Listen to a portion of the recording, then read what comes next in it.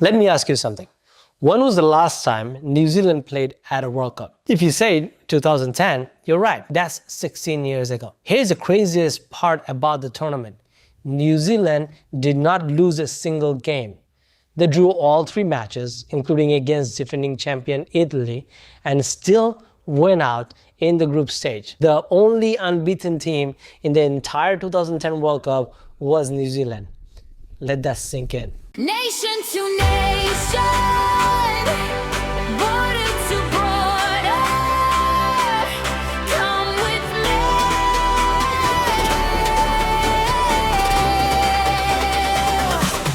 Now they're back, and this time they have got a genuine Premier League goal machine leading the line. New Zealand, the All Whites, are in Group G alongside Belgium, Egypt, and Iran. They are the lowest ranked team in the group, and honestly, they are probably the lowest ranked team in the entire tournament. This is only their 3rd World Cup appearance ever after 1982 and 2010. And they have never won a World Cup match, not once.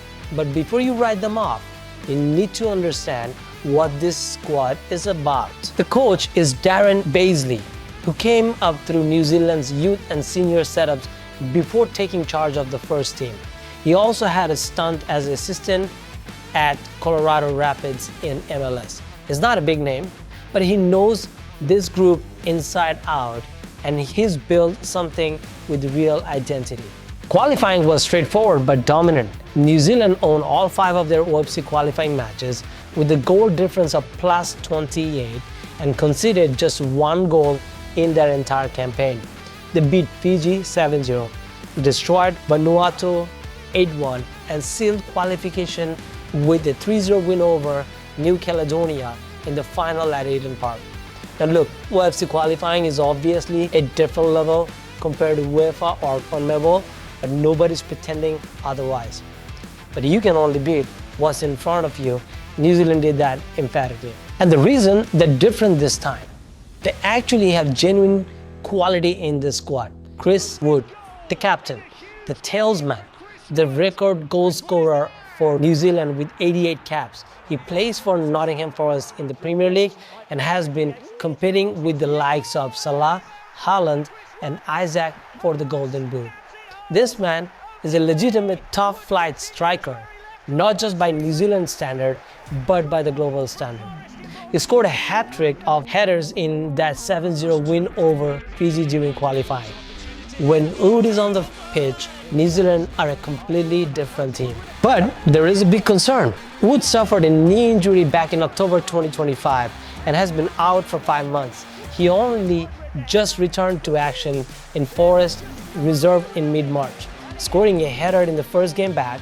His fitness heading into the World Cup is the question for New Zealand. If Wood is fully fit, they have a chance. If he is not, this becomes a very long tournament. Beyond Wood, the squad has more European-based talent than any previous all-whites team.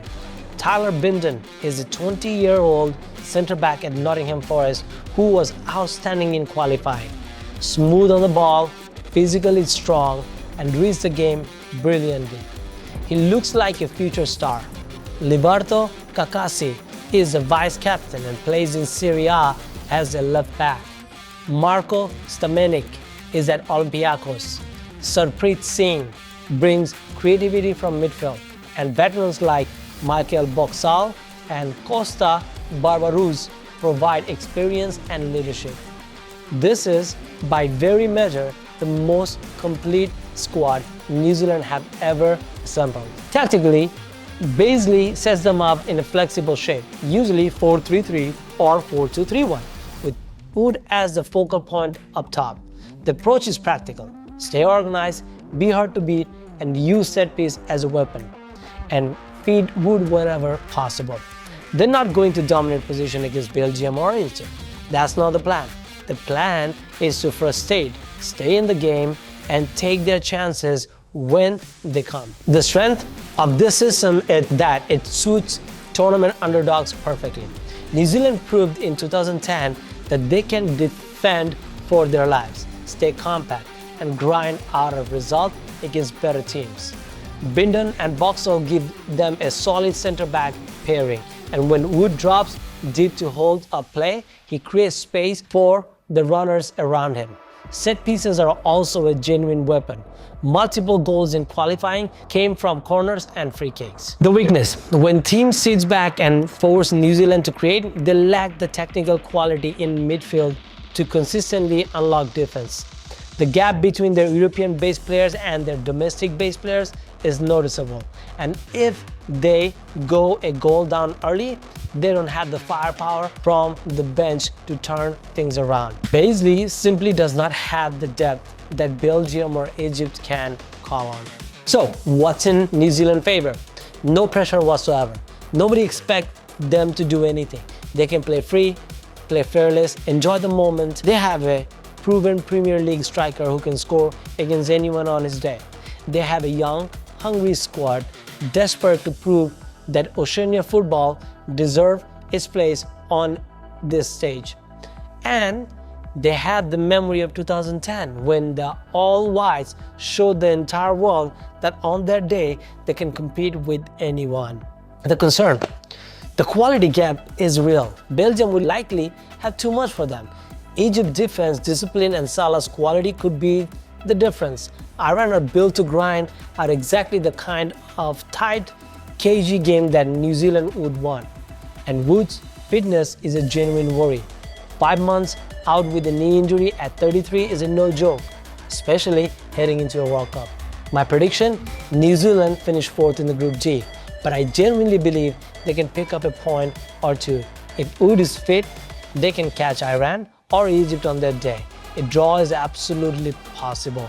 And if they do manage to win a game, that would be the biggest result in New Zealand football history. They have never done it, not in 1982, not in 2010. 2026 could be the year. Sometimes the best story at a World Cup don't come from the favorites. They come from the teams nobody believes in. And this is New Zealand's squad. They believe. Well, that's New Zealand for the 2026 World Cup. Can All Whites finally get their first win? Drop your thoughts in comments, like, subscribe. We're covering every team heading into 2026. See you with the next one.